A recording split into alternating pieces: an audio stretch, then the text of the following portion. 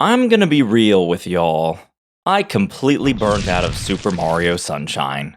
But don't worry, that's about where the sad part of this story ends. I was looking for something to get me back into a tasty Open salami groove, and it turns out there was a particular mod that I had been neglecting. Not that one. We'll talk about Eclipse soon enough. But the real hero of this story is Super Mario Sunshine Arcade 2. This hack came out 6 years ago, and though I knew about it, I just never got around to playing it. The premise is simple. Let's take the ideas and mechanics present in the original game and turn them into a 96-stage arcade-style gauntlet. I've had a tenuous relationship with arcade machines at best. It is the brick wall that stopped young me from beating Donkey Kong 64 for eons, and perhaps me assuming a mod like this would triple jump into Kaizo level difficulty, I wrote it off as not for me. Big mistake. This mod could hardly be more tailored to my preferences. It takes all the good stuff about Mario Sunshine and gives you an excuse to do more with it. Wow, I survived that one. And it has single-handedly revitalized my passion for Sunshine. Oh, look at that! Let's talk about why that is.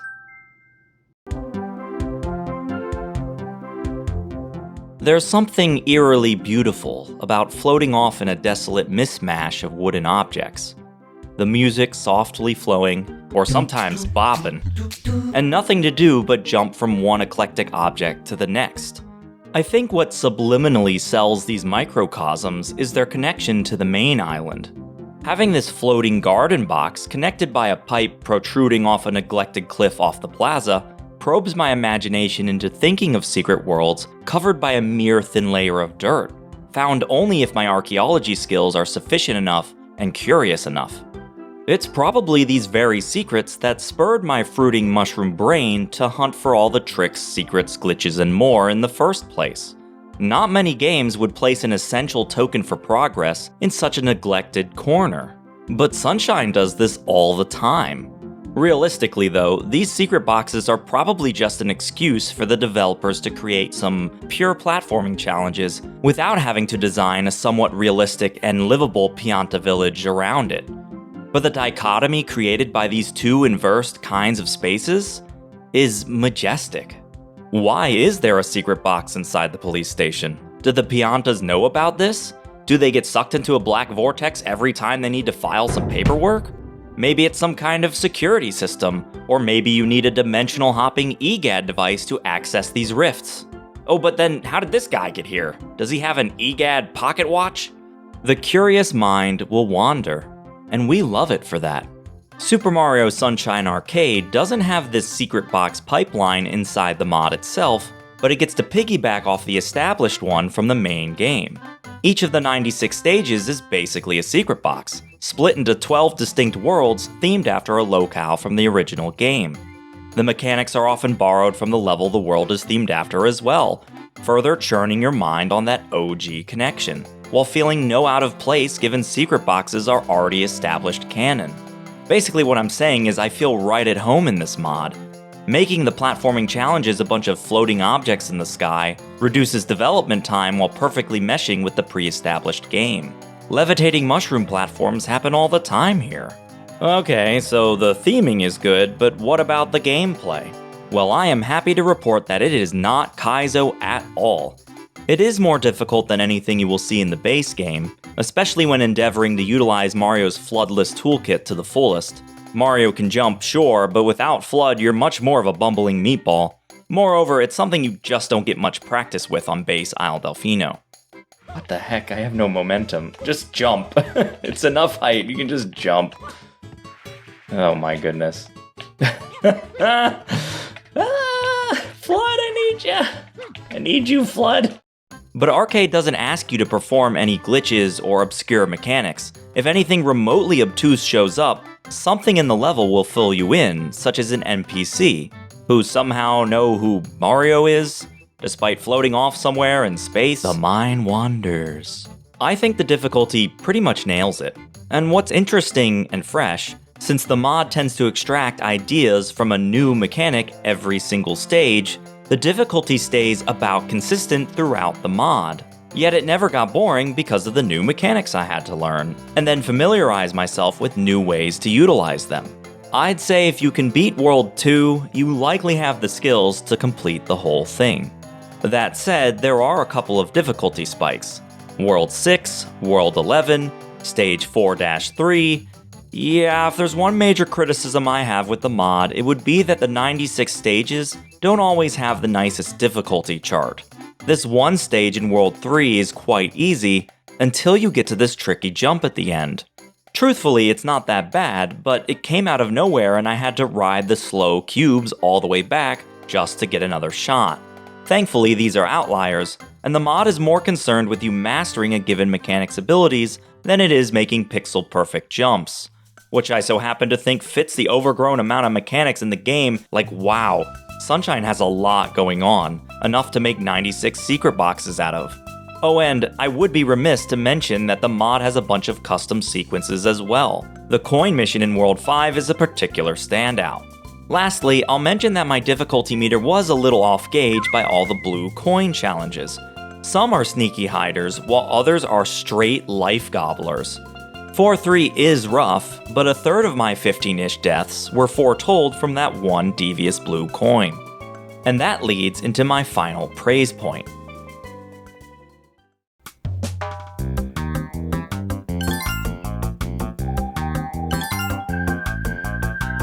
I just adore blue coins. Flood and Mario are an absolute unit of a multi-tool together, but blue coins are easily my favorite singular mechanic in Sunshine, which is ironic given many of them in the base game are, let's call it, lacking. All you have to do is point out those M's that only appear in one single episode. Blue coin placements are spotty in practice, but their mere inclusion encourages players to pay attention to all the little details on the map. It's blue and yellow coins that made Delfino Plaza so encouraging to run around and explore. Sunshine Arcade solves all the problems I had with blue coins. There's only one in every single level, so no more guessing to be or not to be. And it's the little bump these stages needed to play more exploratory and not pure platforming grit. Now, the difficulty of these coins also spin wildly, but I give these much more leeway given they are completely optional. And that's part of the fun, seeing what kind of blue coin challenge awaits this time. Are we spelunking for half an hour just to find where it is? Or is it easy to spot, but challenging to get to? Plus, if you miss any, the game has a level select after grabbing every shine. I was so worried I would forget which blue coins I missed and where, given you need a darn Excel sheet to keep track of everything in the base game, but Sunshine Arcade just tells you if a blue coin is still there or not. Turns out blue coins can be implemented well, what do you know? So now that you know why I like the mod so much, it's time to get into the weeds of all the tricks, secrets, glitches, and more. 2 notes. This isn't going to be a 100% guide or anything of the sort, just anything I find notable. That said, we are firmly getting into spoiler territory for this game now, so if my review gave you any sort of inclination to try this out yourself, check out the trailer video in the description. Alright, hello everyone, this is Particular Mushroom, and let's party!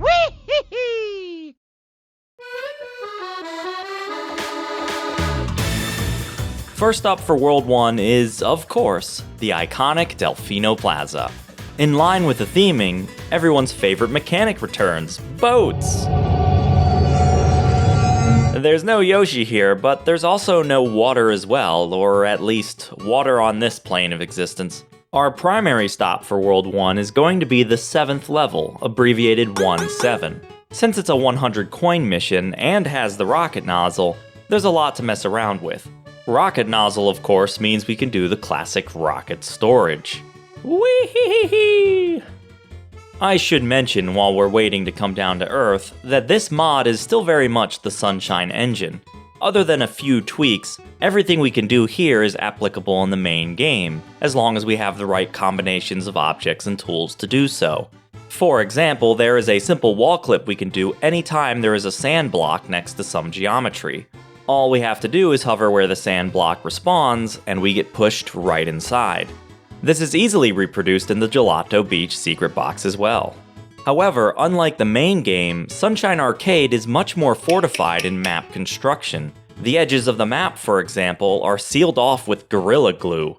We can't use the rocket nozzle to vault over some invisible wall and reach the plaza, or any out-of-bounds geometry on any level.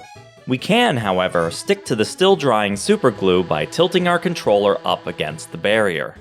There are also a couple of oddities in this version of the plaza if we move our camera over there. You can kinda tell something is off on the Wii, but moving in with some unspecified software, we see the normally red pipes are now just a fog of their former selves. Meanwhile, the green pipe in the back is sort of doing better, but only slightly. This map uniquely also has an inverted plaza used to mimic a water reflection. A shadow cast by the lighthouse is a porthole to the other side. And also, if we move the camera down there, we can see some of the normals on the flop side lighthouse have been inverted. Did you know you can break 2 boxes with 1 ground pound? No, not like that. Like this. An interesting edge case that just isn't found in the base game. Speaking of Box Island, there are several boxes here hovering directly over the void, each containing a coin. This presents an odd problem for collecting said coins. Despite the coins popping out of the box with a springy mushroom bounce, they aren't actually collectible until slightly below their spawn point, or precisely 30 frames later. However, you can actually use the hover nozzle after breaking a crate, and so we can line up in the middle of the crate before smashing it, fall slightly under the box position, and then hover to grab it. However, these last 6 crates have an additional dilemma. You can run the same strategy to grab the coin, but then you can't hover up to any safety in time. Well, wait, what about the boat? It's a bit lower than the boxes. Well, examining my footage, I have an attempt that just barely manages to grab the coin at near maximum height and still fails to ledge grab the boat. So that's not looking good, except we still have another option. The rocket nozzle is in this course. By starting a rocket charge with R just a few frames after pressing L, we launch back up with the right timing to grab the coin. Except, we can't do that for the last 6 boxes. The death barrier is just too close. But coins have one more oddity. They actually land atop death barriers, meaning we can break the box, rocket to solid ground, jump off again, and time a rocket jump to just barely grab the coin without touching the death barrier. Would you look at that? There's just one problem. The timing is stupid. If you press A and R at exactly the same time, the rocket launch will be too early. Press R just 1 frame later, and you hit the death barrier. The way I made it work was to press R at the top of a backflip. But since it seems to be frame perfect, and there's no easy visual cue or setup to perform reliably, doing so 6 times in a row is highly improbable. Oh, and you can't just run over and try it since you have to clear out the higher boxes first. Wasting any rocket jumps means you can't do it all in one go. And Water Island, that's the legal name, where you get the rocket nozzle and refill your water, is halfway across the map. Well, anyway, let's try it. After failing a couple of times, I managed to round up 132 of the 138 coins in 1/7. Now only the 6 boxes remain. Oh, another thing to mention, that very last box is a doozy since we won't have any other boxes to stand on. It's probably possible, but considering the only lifeline is the boat and it moves? Anyway, here we go.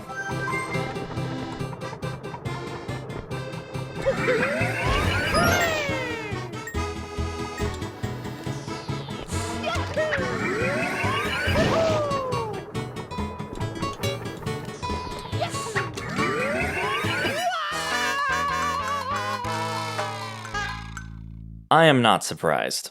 We have a lot more to cover, so this could probably be a video all on its own. You let me know. Stage 1-8 has these piantas chilling out on their own little block planets. My natural curiosity was to try and talk to them, but they are hogging the entire square all to themselves. The game is so dedicated to their property ownership that even with a precise ground pound, the game would rather me clip underneath the entire block than share the space for a single breath. But the side effect of all the space being taken up means that we can continuously wall grab the side of the cube. Even without FLUDD, Mario can make a full circle, or square, around the block.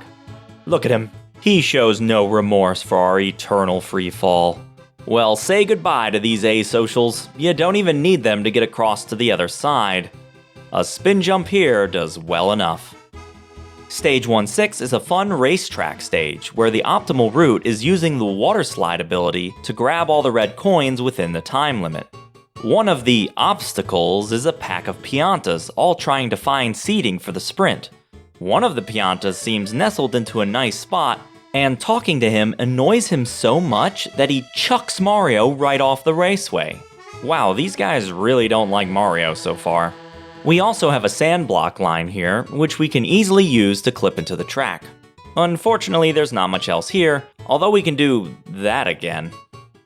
Moving on to World 2, we have our first custom script level in 2-6. Coin Attack. Talk to this chuckster and he'll fling you across the chasm with approximately 26 coins. The catch is that your coins are rapidly depleting, and you must reach the shine before 0 or face death by programming.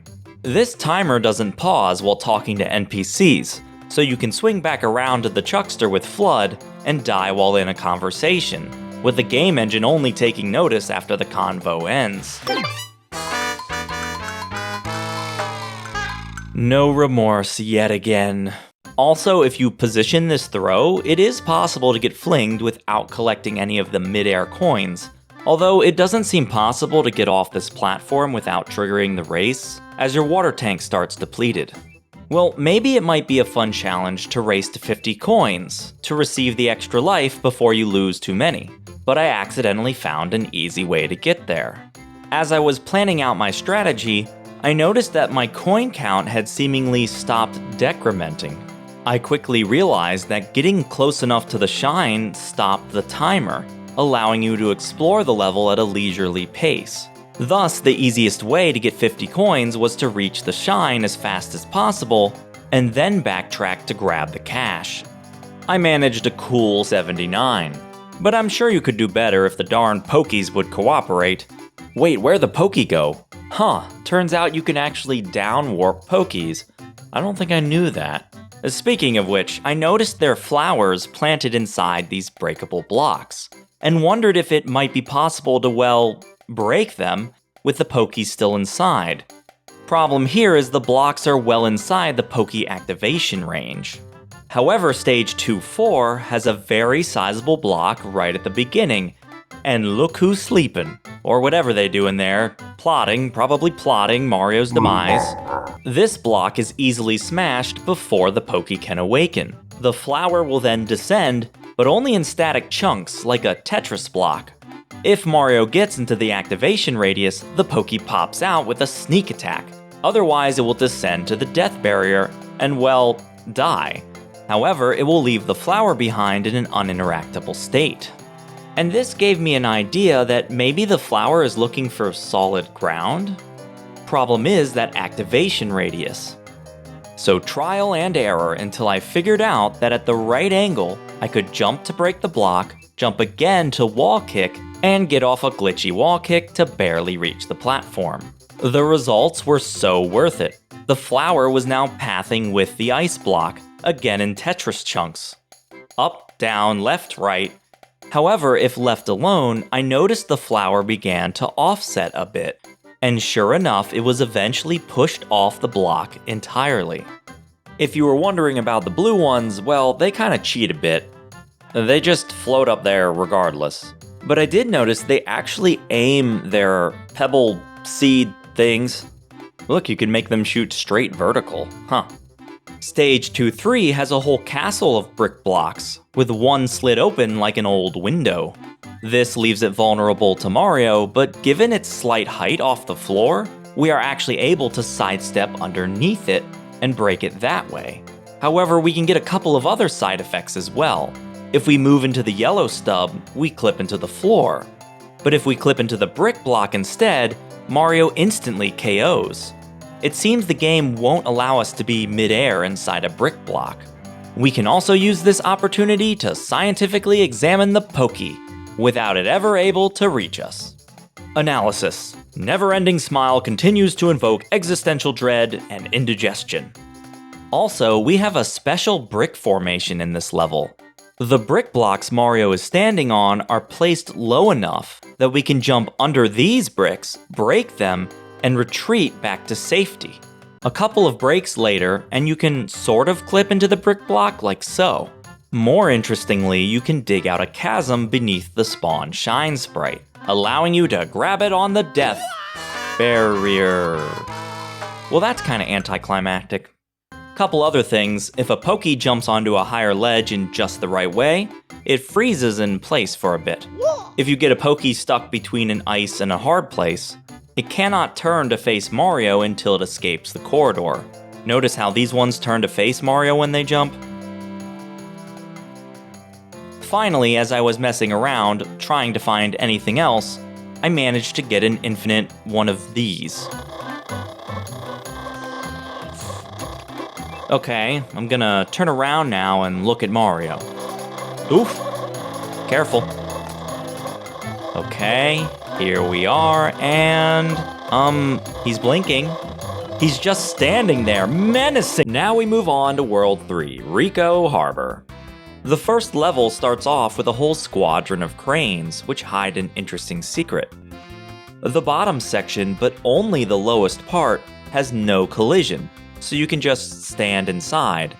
Although you probably want to grab Flood halfway through the level before attempting this. At this point, you might be wondering why we keep skipping a bunch of stages, given there are 8 in each world. Well, a lot of the places in Sunshine Arcade will not give us Flood for the entirety of the mission, and that limits our options quite severely unless there's a unique level mechanic we can abuse. Even with most of the 96 stages having fun, interesting mechanics and puzzles, some just don't have much going on, like Stage 3-7, where we fight Gooper Blooper.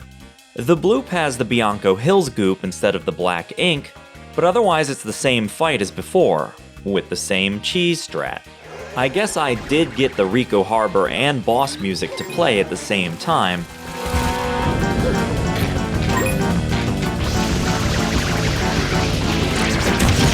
That is definitely not supposed to happen. And one other thing, if we follow Blooper down yonder, Bloop actually hits 2 separate water barriers. And also we can still hit the tentacles? Okay. And then we have Stage 3-4. I'm already a huge fanboy for this one, given it's a Turbo Box challenge, a mechanic heavily underutilized in the original game. I'm sure everyone watching this has seen my Turbo Box challenge video, yes? It was really cool to see a secret box designed just for turboing, complete with rotating platforms and strategically misaligned girders. But then, I got myself a really stupid idea. An idea that would begin to shave hours off my lifespan. What if we could do an anti-Turbo Box challenge? What if we could beat a stage designed specifically for the turbo nozzle without the turbo nozzle? Sweet strollin' stew, this was not a good idea. What was a good idea was for Augs, Sunshine Arcade's developer, to put the turbo nozzle box at the start of the stage instead of giving it to you already. This meant if we made it to the shine without Flood, we would have visual proof of our success with just a screenshot, which is always nice, to have a visual indicator and we don't have to say, "Trust me, bro." Then the good news stops. Ouch! The very first gap already looks impossible. You can't backflip, you can't dive, then I got it barely, with a triple jump into a dive. Things were not looking good. What's really bad about this is the third jump is off of a single platform instead of a double, meaning there really isn't room for a triple jump. I soon found another option, a backflip dive, but it seemed too unreliable. Then I noticed these smokestack stubs gave Mario enough height to hit the maneuver reliably. I was actually getting the first 3 jumps down smoothly. Then came the 4th jump. There were no smokestacks to use for extra height as the jump was made off of a girder, and the jump was further spaced apart. The backflip dive wasn't going to work. No jump, it seemed, could make it across this gap. Are we just done then? Well, there was one jump that came close, and that was a well-timed spin jump. And since this platform has enough depth to give Mario a sliding animation, we can reach the ledge with a glitchy wall kick. Recall from Noki Bay that this is done by switching to Mario Cam and then pressing jump a quick 1 frame after. Since it's just 1 frame and the 2 buttons are so close on the controller, this is not too hard to perform. I actually think I got this jump on the first real attempt. Whoa! Yeah. But then you need to perform 4 more backflip dives, and while the jump is shorter and less precise, the girders are smaller and misaligned. So if you try and rush this part, you will get punished with a retry. There's a lot of unexpected problems that can happen here. And then we get to the moving platforms. This one looks straight up impossible. It is the largest gap in the course, and for a while I could not get anywhere close. Then I got a freak attempt that just looked like it might be possible. I just had to figure out why my other attempts didn't look nearly as nice. This is when the challenge really starts to unravel. I had to come to terms with the fact I needed to make 8 jumps, which were not easy, before I could even attempt this one, which had no room for error. I needed a strategy, a setup, I needed to level up my skills.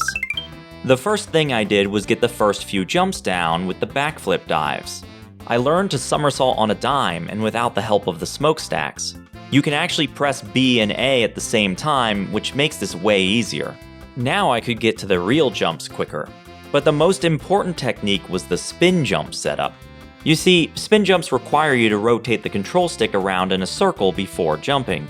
That's easy, but Mario has influence on the direction of his jump even when airborne. And so to get the longest spin jump possible, you need to be holding the same direction on the control stick for the entire jump. If you jump and Mario is not moving 100% straight ahead, you might make this first jump, but you will not make this second.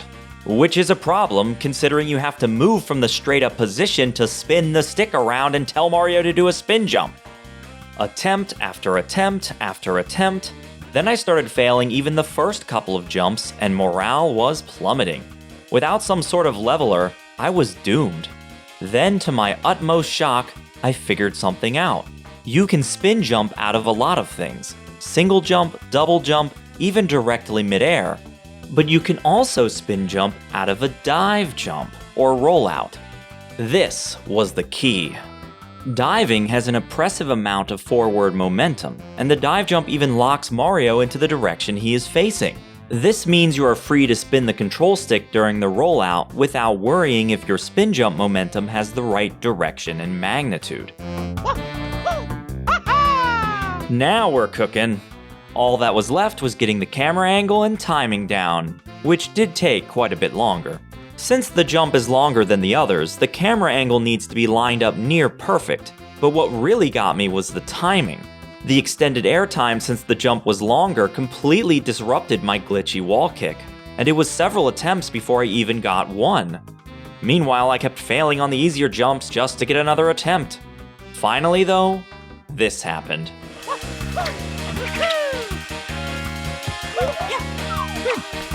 But it wasn't over yet. You still have 3 more jumps at this point, and while they are easier, you're now on a moving platform. Because your momentum detaches from the platform whenever you jump, you need to start your ramp up a little earlier than expected, but not too much. You can make this jump without a glitchy wall kick, but I would be prepared just in case. Finally, you are a couple of backflip dives away. Easy comparatively, yes, but don't let your guard down. This moving platform will push you off. Time those jumps well, and with a little luck, you are there. Unbelievable. I could not believe I actually did it. As awesome as it was to see it actually done, I'm not sure I would recommend this challenge. The Turbo Box challenge is mostly about learning how to maneuver the turbo nozzle in interesting ways. Only near the end does the difficulty spike, and only because a bunch of mechanics suddenly show up with no warning. The Turbo Less challenge, by contrast, requires some near-pixel perfect moves, and a couple frame-perfect moves via glitchy wall kicks. What I will say though is this certainly improved my Sunshine play, and if you wanted a straightforward challenge that uses the glitchy wall kick, The infinite lives and easy respawn in Sunshine Arcade make it super easy to play. Unlike the 138 coins in World 1, I was more than happy to give it my all, life after life after life. But now we need to do a little deviation. You see, this was the first major challenge I actually finished in Sunshine Arcade. I didn't want to kill the hype, but legitimately as I was editing this video, a new, possibly tougher challenge appeared in World 2. 2-8. I had a feeling there would be a way to beat this stage without Yoshi, and my first thought was to use the fruit you normally awaken Yoshi with to clip through the goop blocking the way.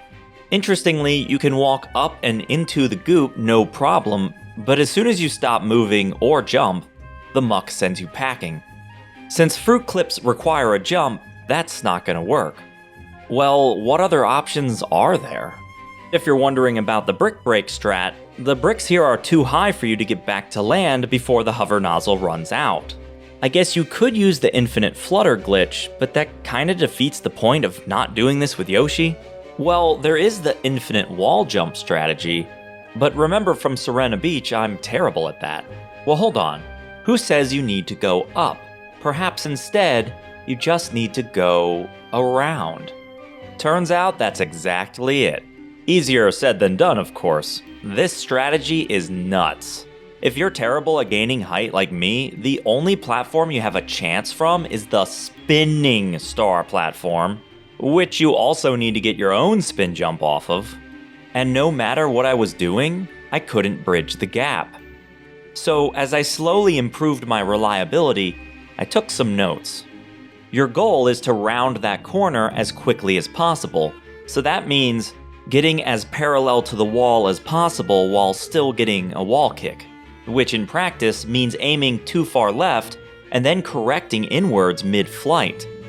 Tapping A to small kick to quickly turn, spin jump and Mario Cam as speedy as possible, hope you grab the corner of the wall for maximum height, squash A for a longer kick this time, again spin in Mario Cam to face the shine, exit Mario Cam, and if you're lucky, mosey on over to solid ground. This was an experience. Wow, I actually did it! And what's interesting watching myself improve is the only way I got this was by burning those movements into muscle memory to free up my brain for strategy and setup instead. And then just get lucky. Everything happens too fast to actively go over the inputs as they happen. Shout out to you speedrun Kaizo players, this stuff is wacky. That's some serious dedication to get these strats down. Anyway, while we're here, you can actually walk right through the goop without taking damage. And as one final cooldown trick, we can actually break this brick and survive by using the spinning platforms. If you simply hover, Mario will clip inside, so to prevent that, all you need is a precise ground pound. So that moves us on to World 4, and we actually have a grounded level this time, with a little beach to explore. How neat. No time to admire the scenery though, as this Pianta will task us with a coin collecting sprint on a much shorter timer than the red coin missions. He says there's 110 coins, but there are actually 112, get it right, 115 if you extract the 3 inside the cataquacks. Alright quackers, time to go. Oh gosh, no, your time, not mine! Oh hey, I could use this coin. This guy actually has unique dialogue during and after the challenge, while the lady Pianta chides him for the forced labor when the boat isn't even close by. Talking to her during the challenge actually allows you to reset by, well, terminating you.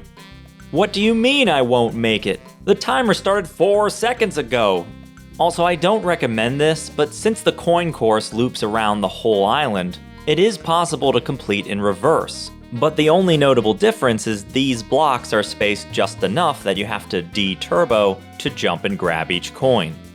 Surprisingly, I was not able to find a walking underwater glitch in this area, but if you get thrown by a cataquack on this cliff at just the right angle... Always a fun glitch. You want to line up between the fork and the line, and the key to success is to be walking against the wall. Just hold up on the control stick and at the right angle, you'll get it.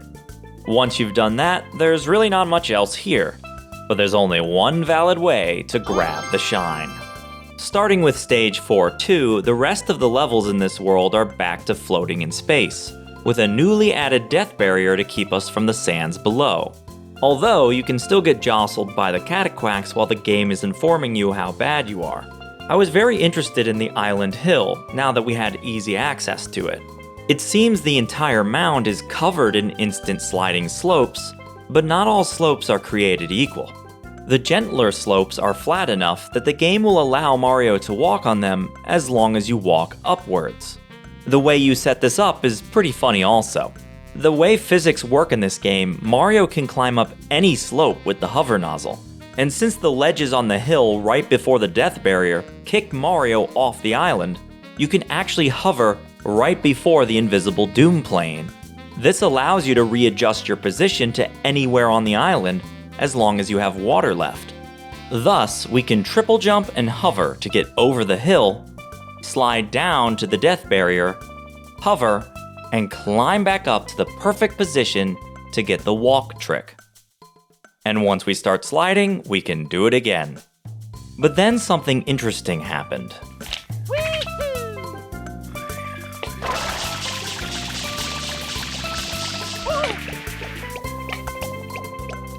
Oh.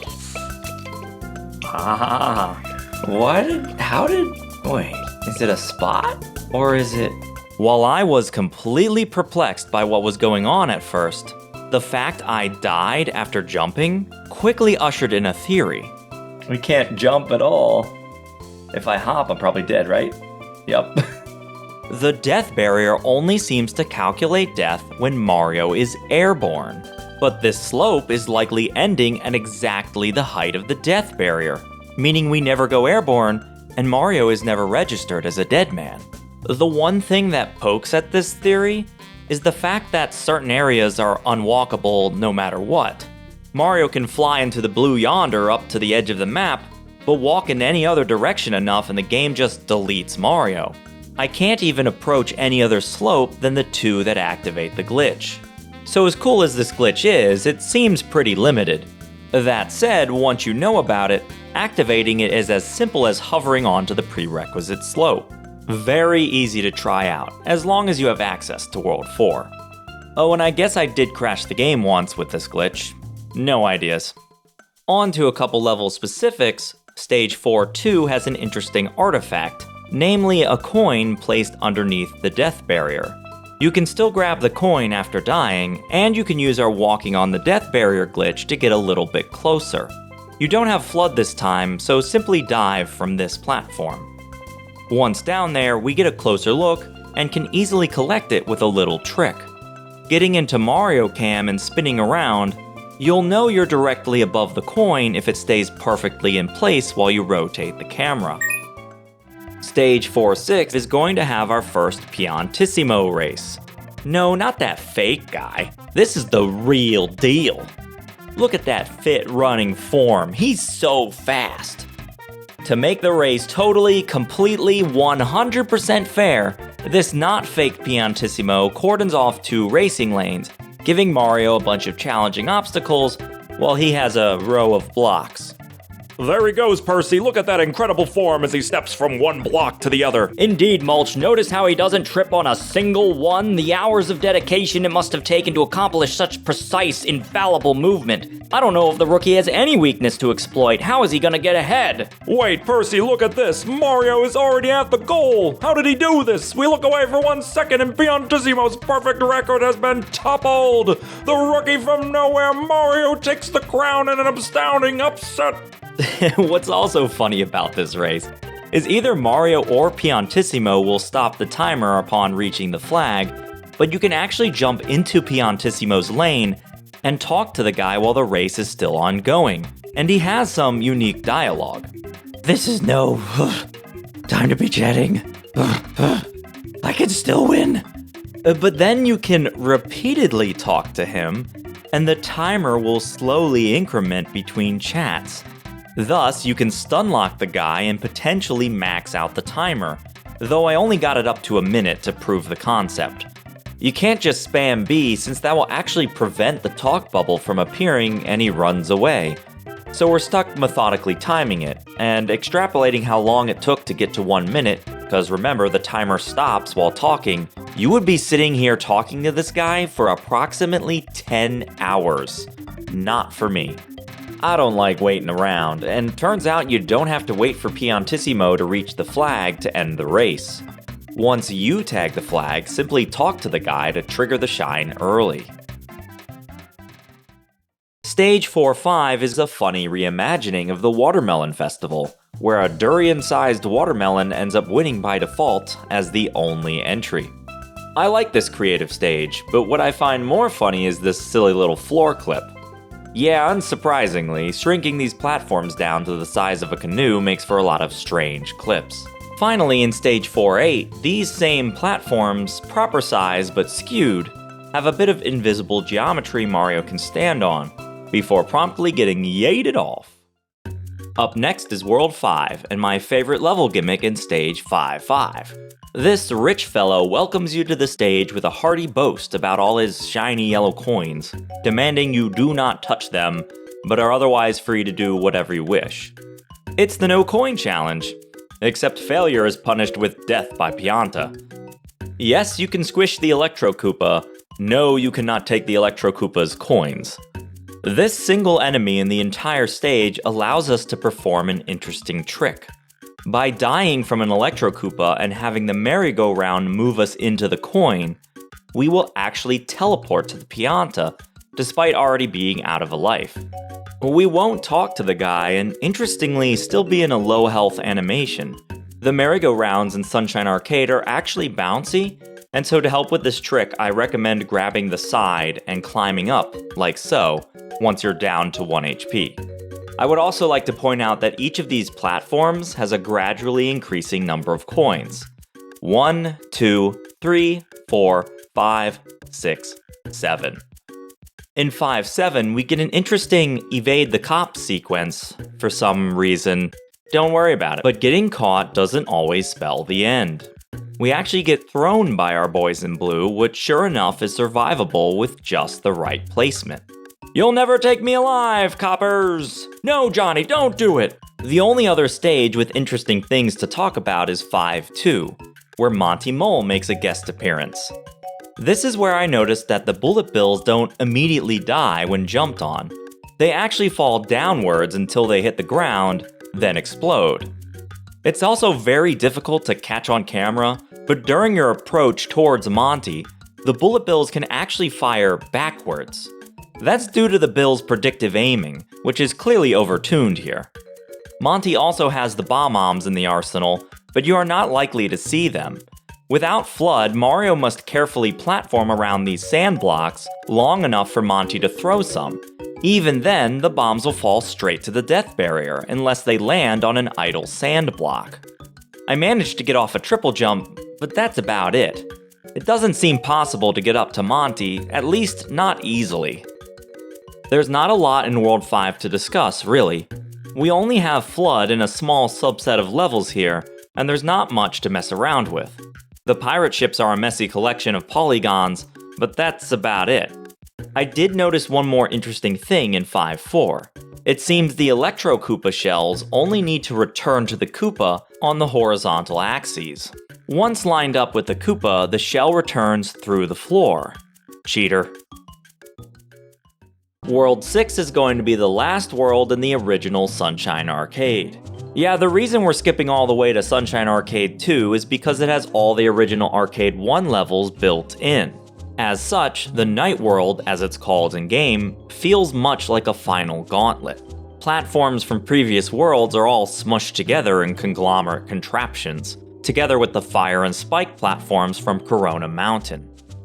I despise these platforms, especially the spike ones. Every time I think the spikes are about to hide, they don't, and Mario is greeted with a swift termination. There's just so much waiting with these things, and I really think the cycle should be faster. As far as tricks go, there isn't a lack of collision on these platforms, but there is a small ledge that gives a hover refill. Then there's stage 6-6, which is the last 100 coin challenge in the mod.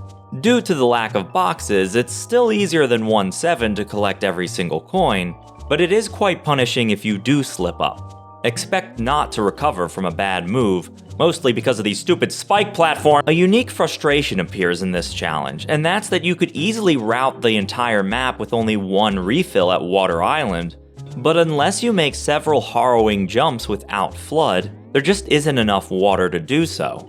So take it slow and steady, and the 112 coins is very doable. Also, this level marks the introduction of Fire Island, the counterpart to Water Island. There's actually enough room to talk to this Pianta on this square platform. Thanks, bro. Though you can speak to him on the fire platforms themselves, but the stovetop will not reignite while you are talking to the guy.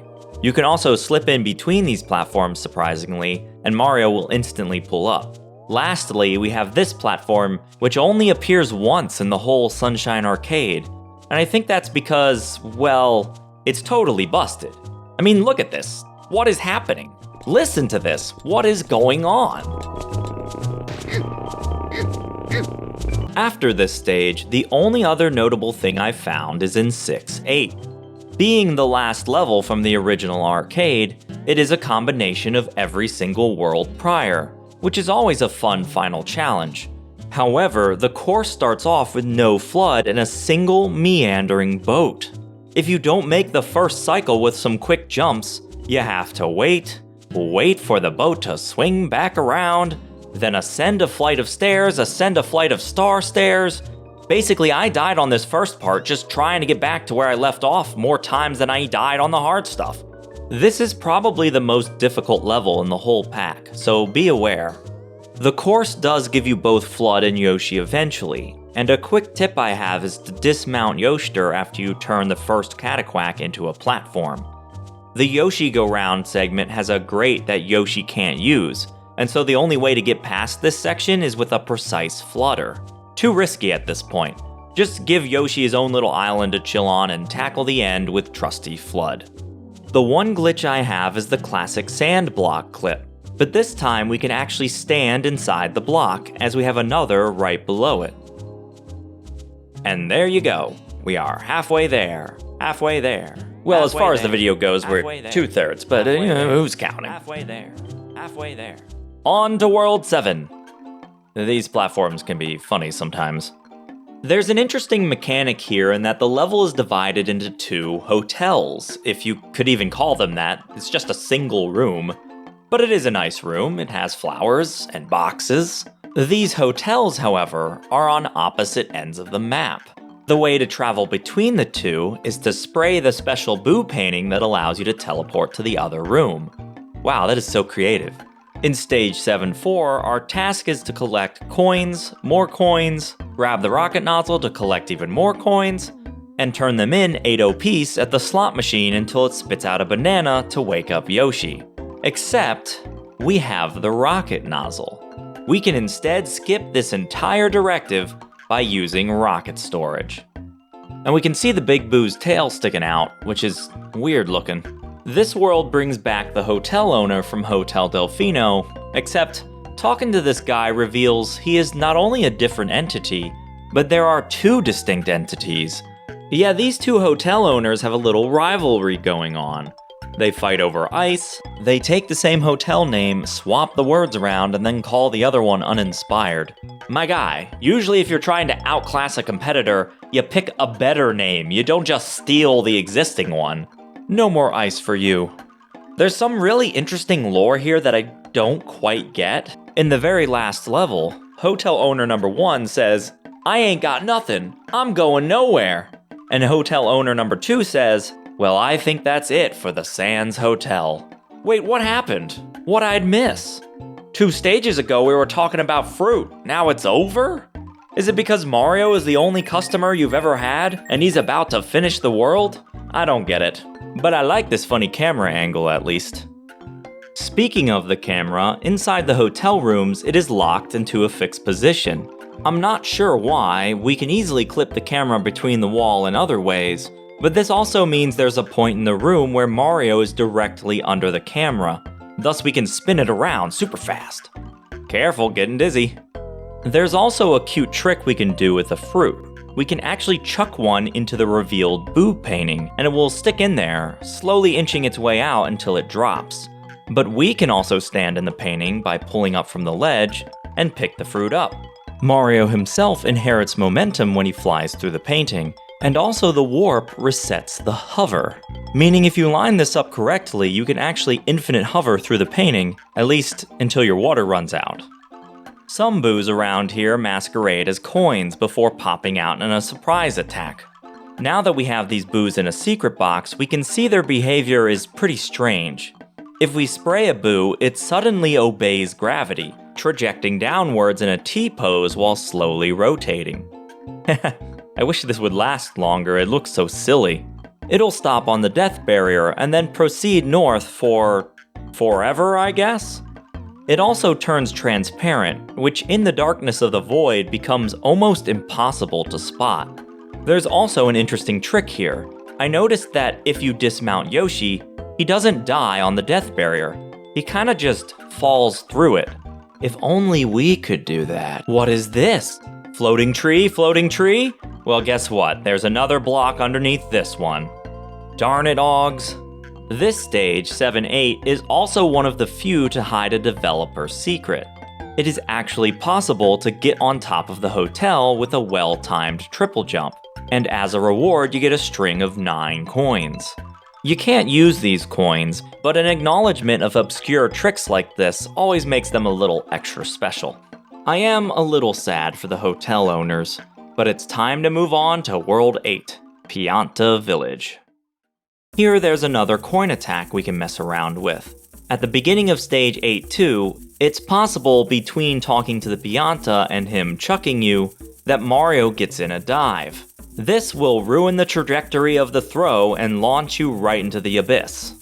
Though we don't start out with FLUDD in this level, we get the hover nozzle halfway through the course, so we can return to the Pianta and die while talking to him. We can also stop the timer again, though with the shine on a bouncy mushroom, it's much tougher. I really like these bouncy mushrooms, by the way.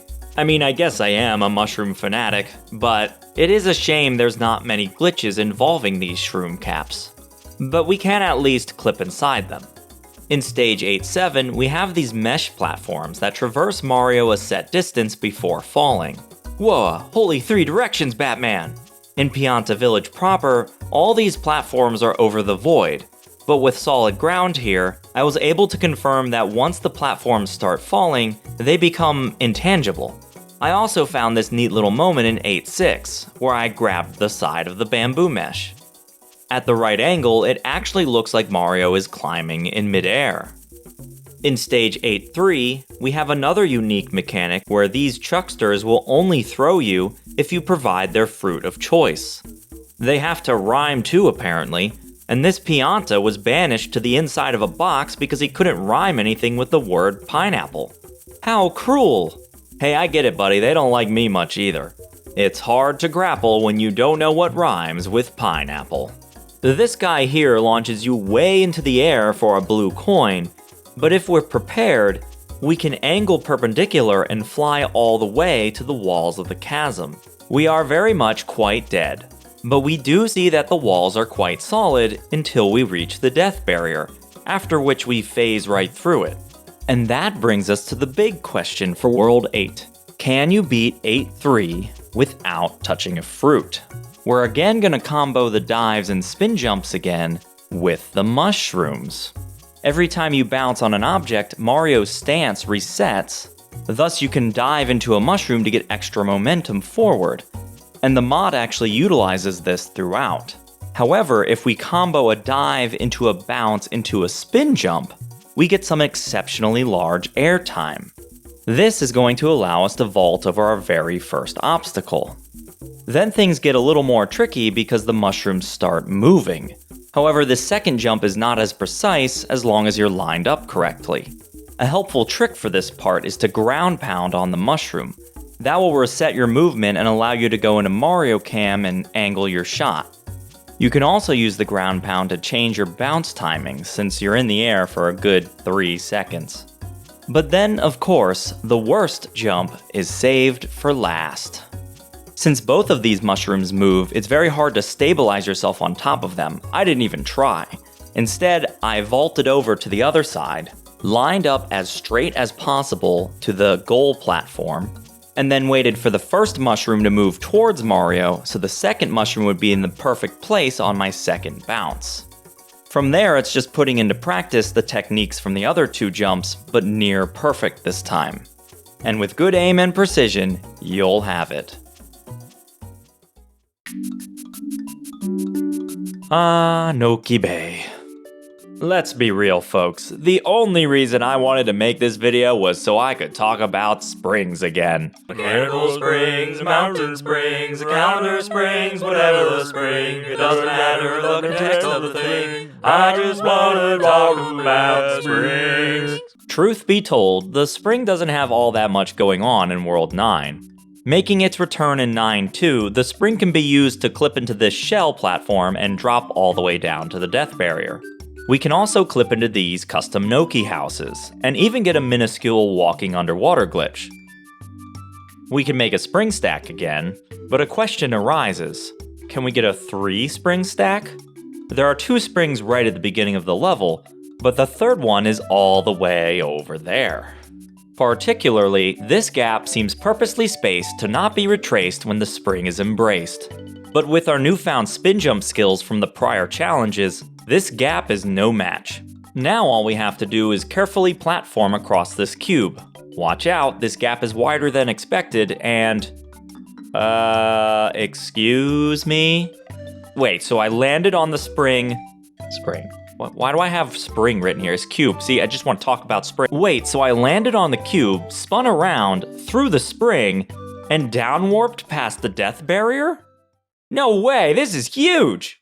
Quickly extrapolating this footage, I figured this glitch must be exclusive to throwing an object. Downwarps are very limited in the base game's secret boxes, and that's because there are no throwable objects in any of them. Okay, so this glitch works with the spring. It has to work with fruit as well, right? Jumping back into World 2-8, I grabbed the banana and started messing around with the spinning platforms. My initial thought was that I had to throw Mario's held item while clipped into the platform, and I could do that by jumping onto the platform at a sharp angle. Well, get the angle too sharp and Mario begins to slide, while still holding the banana. Then really I just started spamming the B button and... we've done it. Not only have we done it, but we have a super easy setup. I'm not sure the exact timing window, but getting Mario into a sliding animation and spamming B makes it highly probable Mario will throw the fruit in the right position. First thing first, I was surprised that World 2 had water at the bottom of the world, though more of a sea than an ocean. We can swim over to one of the green pillars, but the sea is too shallow for us to reach it. And of course, we get to look up at the contraption in the distance. The next world I thought to try was World 7, and this one was a bit of a dilemma. Stage 7-4 has a fruit in it, but only 2 spinning gear platforms exist and they seem a bit too far of a jump. So to even have a shot at this glitch, I needed to hover over to the rocket nozzle while collecting 8 coins, rocket storage back, grab the pineapple, place the pineapple on this block, rocket storage, grab the fruit, and land on the other side. It was a pain, but only took about 20 minutes to get it right. And turns out I was overcomplicating things. There's a fruit in stage 7-6. Just do that one. Again down here we've got a spectacle to view, especially with the added beauty of the sunset. Now, remember when I noticed Yoshi doesn't stop on the death barrier in this level? Well, that means you can ride Yoshi in the void as well. Just drop him down, don't worry, he's fine, downwarp on this platform, and voila. Wow, I wasn't sure we were ever gonna find another one of these. Thank you, mods. There's also an interesting interaction on the level boundary here. And with that, I knew of one more possible downwarp. World 6-8, again. You already know how much this level annoys me, but now trying to get a glitch on top of just playing the level normally? Hold on, PMushy, I thought this glitch had an easy setup. Yeah, I did too, but it's almost as if these platforms are spinning too slow to get the glitch to activate. So only every 1 of 10 attempts would actually get to the spinners, and then that would fail as well. It didn't help that these 2 crane platforms are completely randomized each life. Yeah, the speed of these platforms with an awfully finicky jump is randomly generated each attempt, meaning there's no consistent cycle that I can practice. After hours of failures, I was losing patience. There had to be another way to do this. Turns out, there was. See, part of me being on a sunshine slump meant I had forgotten about another way to get the down warp, a much easier and practical way that has been known for years.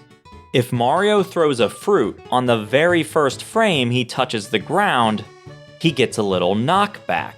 This knockback has down warp properties, and so if we perform it on the edge of a ledge, easy money, folks. And hey, all those attempts were worth it to figure out about the crane secret. But curse this level, I'm never playing it ever again. But now that we have this down warp strat, we can add 2 more worlds to the list of death barrier bypasses. Any stage with a fruit. I chose stage 8-3. Banana, send us down to Pianta Pit, where the wall is an illusion and we can step out into space. Finally, we have stage 4-5 of Gelato Beach. Grab this pineapple and... hey, what's going on? Why it not working? I even booted up the base game and yeah, the pineapple and papaya, don't have knockback, while the banana and melon do. There's no way. Come on. I was so excited to finally talk to one of these out-of-bounds Piantas.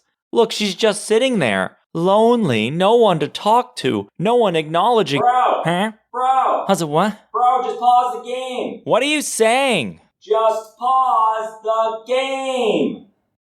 You what? You're telling me all I had to do is pause the game? Like this? Oh my gosh. Alright, Pianta, what do you have to say? Oh, it's one line from what the other guy says. Interesting. This down warp is special for a variety of reasons. We're not just in the void on this one.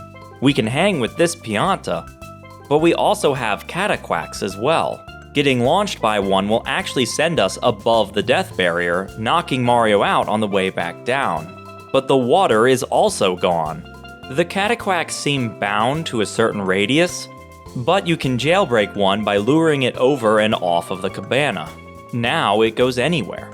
We can do a couple of things with this.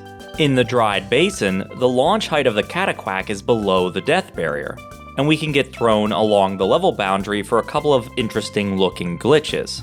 If we topple the cataquack at just the right spot, and then stick onto the level boundary at just the right height, we can lock in an infinite bounce. And then most interestingly, there's another errant coin in this world. What's with this? Is there a hidden coin in every level in this world? Regardless, now that we are under the death barrier, the cataquack can actually help us reach the coin without dying. Booyah! That was a fun little detour. Now we can finally get back to World 9.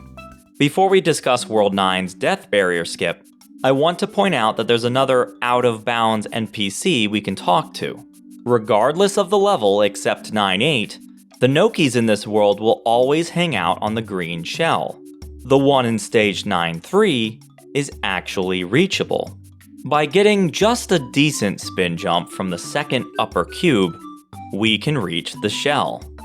The green Noki will actually comment, "How did you get here?" showing that this secret dialogue, at least, was known by the developer. Oh yeah, and I guess I should mention that I did get the fabled 3 spring stack. Look at that. Okay, back to the death barrier skip. We actually don't have free reign of the bay here. There are invisible walls all over, but there is at least one place where we can walk out into the void. The spikes here are also lacking collision, which is interesting because this isn't the only down warp in Noki Bay.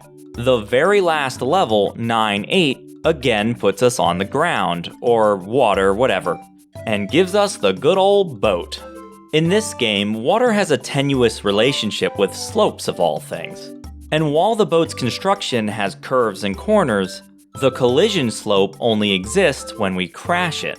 Thus, crashing the boat and swimming into it from underneath, we can trigger the walking underwater glitch. Here the spikes have collision, though it doesn't seem possible to get on top of one. Honestly, it didn't seem possible to even get out of the blue hole, but there is one bit of the geometry on a slope, which we can use to climb on out and back into the sunshine. There is also this weird invisible wall around here, and you can grab the ledge, but only by walking off of it. It's weird. Then we get one of these, which is pretty standard at this point, but always funny. And finally, there's this really weird section where we can actually jailbreak out of the pit and into the void. I don't really get what's happening here. Like, how did we hover downwards? But it's cool regardless. Now it's time to relive some memories from Noki Bay. If I'm going too fast on any of these, be sure to check out my video on said area. We've again got the flying boat glitch on the level boundary, which I've narrowed down to occur if you minimize sliding when the boat does its initial freakout. I've found standing right about middle but slightly right is a good spot to reproduce this. We can also clip the boat into dynamic objects again by jumping away, and then back onto the boat to clip into this Noki house. Also, this one is new. I found out somehow you can kill the boat such that it won't respawn. Weird. And then Sunshine Arcade gives us a new scenario. Just like with the springs, we can now have 3 boats at once. Since they are dynamic objects, they too can clip into each other. And the way collision works is that one boat will be chosen as the primary and always knocks out the other 2 boats. Although collision checks begin once Mario gets within a range of the object, if you fit the boats perfectly together, they won't crash. You can actually do this with the houses as well, and it's time for our final trick this world. By combining 2 boats together and swimming underneath, we can activate walking underwater while landing atop the spike wide enough that Mario will take a nap. You get some rest, bro. You've earned it.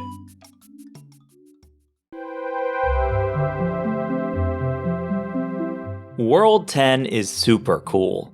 We take Mario completely underwater into the deep, deep sea, which sent chills down my spine the first time I got here. Though, as much as I adore the aesthetic, there's not too much to go over. We don't get the hover nozzle for the entire world, and most of the stuff boils down to secrets and oddities. In this blooper-shaped secret box on 10.7 is a larger-than-most sand block platform. It's not just a stretched model, it actually contains more sand and takes longer to time out. Then in 10.8, this set of blocks is shaped like a submarine, with a spinning propeller so cute. In 10.1, we can fully, submerge Mario within the submarine. And we get a little something else in 10.6. One of the blue platforms is finally angled in such a way that we can jump into this little crevice here. If you wedge Mario into the corner, he gets stuck, but we can actually start jumping repeatedly and slowly nudge Mario into the platform. At just the right amount of nudging, we can regain control of Mario while still standing inside the object. Then, however, is 10.3. We actually get FLUDD in this stage, albeit just the turbo nozzle, as we are in a tube with a turbo nozzle obstacle course.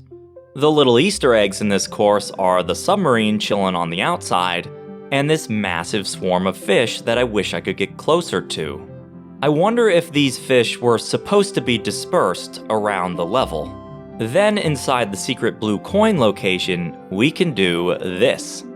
Whee! Whee! Whee! What is the sound I'm supposed to be making here? Is it like a wee wee, or is it more of like a wee, or is it more of like a wee, like deadpan or something? I'm not really sure. And these blue platforms return, which slopes and water do not mix. And to close out the deep sea, we get an easy walking underwater glitch. World 11, Corona Mountain, is even worse in the glitch department. I can't actually find a single one that we haven't seen before. The mountain is even capped with an invisible wall, so you can't rocket storage up there to see what it looks like from the outside. Crazy! At least this shot is sick as lava.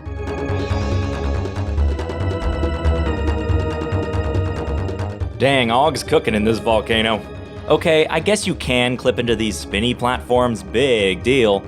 Wait, what is that? That's a glitch, right? I don't know what I did to deserve it, I just loaded the level, but that's something at least. One trick I did note, however, is that stage 11-4 can actually be fully completed in reverse, which, if you despise these spiky platforms as much as I do, is recommended to get that part out of the way first. These bricks and clouds are carefully placed such that you can complete this without using rocket storage. Neat!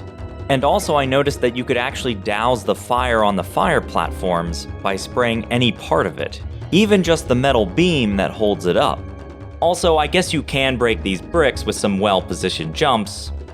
There is this ricocheting fish here. That's gotta be on purpose. I'm grasping at straws, I know. And that's because the final world, number 12, is not going to fare much better. There's this fun little trick at the start of stage 12-5. I was also able to knock out Mario by ledge grabbing between this platform and the ice. Finally, this level has a moving block that actually forces Mario to climb up rather than kicking him off. In stage 12-2, we can make this piece of ice wafer thin, and we can also wedge Mario in between these two blocks, which strangely does not kill him or clip him inside. That's basically it for World 12. Alright, one more turboless challenge for you. There's this small section at the end of 12-5 that looks totally intimidating, with or without the hover nozzle, but once you have the strategy down, it's none too bad. You can likely do this with spin jumps, but you don't have a setup on these small little triangles. Instead, a dive into a ground pound does just as well. Get 3 in a row, followed by a little bop, and you've got it. And alright, now we're done with World 12. But we're not done yet. Let's end this glitch fest with a couple more things in the hub world. Yeah, once you complete every stage, you have access to the hub world, a little starfish island with a pipe to every single level. If you need some guidance, the order is left to right, bottom to top. Kinda confusing, but would rather have confusing than non-existent. Safe to say, without these pipes, I would not be making this video. As a reward for collecting all 96 blue coins, you can talk to this Pianta and she'll give you the classic sunshine outfit, though only for the hub world.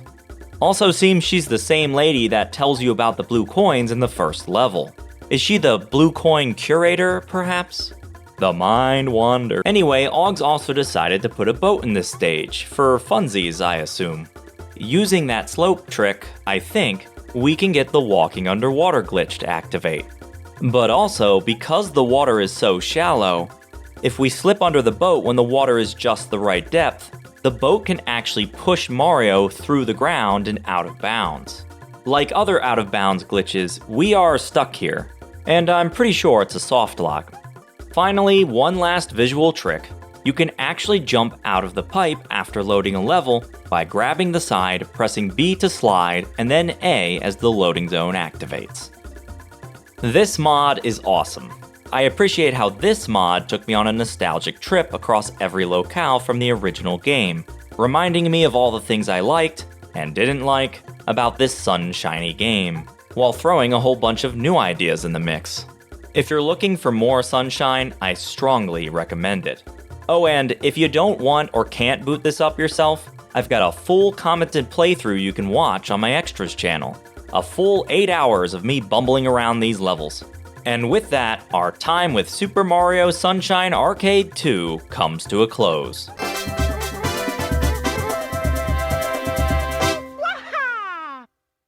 This list of particular spaghetti isn't exhaustive. I didn't even mention how Og's increased the hitbox for certain coins, which ballooned the shadow but not the coin itself, how the file select has Corona Mountain now, or how Og's changed the brick block collision to retain Mario's momentum after breaking one.